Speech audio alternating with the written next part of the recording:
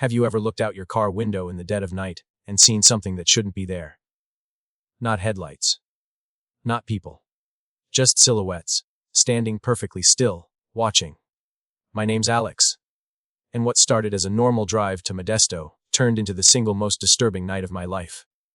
If you've ever felt that spine-crawling chill of realizing you're not alone, even when you should be, hit that like button, subscribe, and buckle up. Because tonight's story might just make you think twice before taking a midnight drive through the fields of California. The drive from Los Angeles to Modesto should have been simple. 6 hours. A few pit stops. Music. Nothing special. I left LA around 7:30 in the evening. The city still glowing behind me, the sky bleeding orange into blue. There's something strangely peaceful about long drives at night.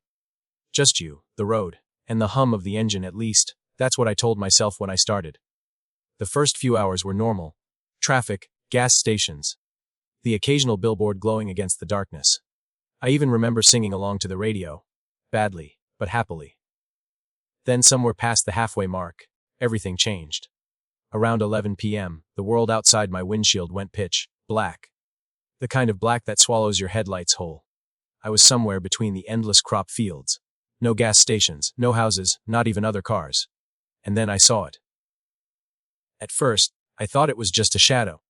Maybe a scarecrow or a tree branch catching the light weirdly.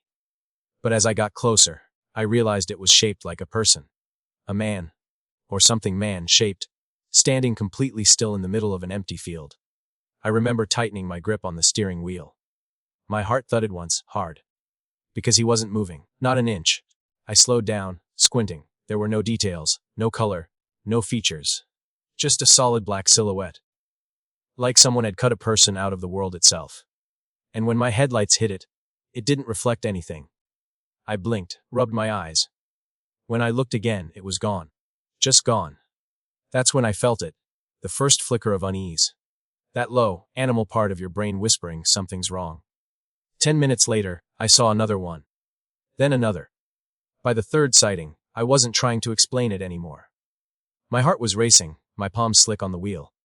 These weren't tricks of light. I saw them clearly, silhouettes of people standing in the fields. Always facing the road. Some tall, some small. One crouched near the ditch like it was waiting for something. And the worst part. Every time I passed one, I couldn't shake the feeling that they moved. Just slightly. Like they turned their heads as I drove by. I started talking out loud to myself. You're tired, Alex. You've been driving too long. You're just seeing shadows. But I didn't believe it. The air in the car felt heavier. The silence pressed in. I tried turning on the radio. Static. My phone had no signal. It was just me and the silhouettes. That's what I started calling them in my head. The silhouettes. When I finally reached Bakersfield, it was 11:55 p.m. Almost midnight. The city streets were completely empty. Too empty for a town that size. Streetlights flickered weakly. The sound of my tires echoed like I was driving through an abandoned movie set. And then I saw it. The silhouette of a car, crumpled against a building. At first I thought it was a wreck. I even slowed down to see if someone needed help. But as I got closer, my stomach dropped. Because the car wasn't real. It was pure black, no lights, no glass, no reflections. Just a void shaped like a car, smashed into a wall that looked perfectly intact. And standing beside it were 3 human silhouettes.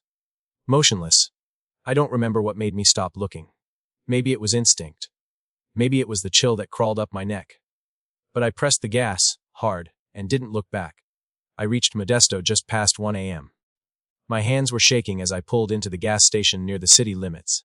The lights were fluorescent and buzzing, almost painfully bright after all that darkness. Turned off the engine. Tried to breathe. For a moment. I thought about calling someone, my friend who was supposed to pick me up. But the thought of explaining what I'd seen felt impossible. Who would believe me? Hey. I saw people made of darkness watching me from the fields. So I waited, watching the empty road, watching the fields just beyond the light. And for a second, I could have sworn I saw a silhouette standing by the gas pumps. When I blinked, it was gone. The next morning, I told myself it was exhaustion. Maybe highway hypnosis. Maybe shadows from irrigation equipment or fence posts. Anything but what it looked like.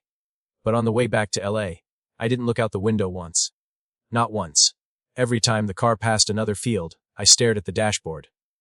My heart pounding, terrified of what might be out there if I looked again. And the strangest thing. The further we drove, the more I felt like we were being followed. Not by cars. Not by people. By the weight of something unseen. Even now, thinking about it, I get goosebumps, because sometimes, when I drive late at night and catch a shadow out of the corner of my eye, I wonder if it's just the dark playing tricks again, or if the silhouettes never really stayed behind. Maybe some places remember what we've forgotten. Maybe those fields hold onto the echoes of people who vanished, waiting for someone to notice them again. I still don't know what I saw that night. But if you ever drive through Modesto after midnight, don't look too hard at the fields. Because something out there might be looking back. If this story gave you chills, hit that like button and tell me in the comments. What's the creepiest thing you've ever seen on a late night drive? And if you love true psychological horror stories like this one, subscribe. There's plenty more darkness waiting just beyond the headlights.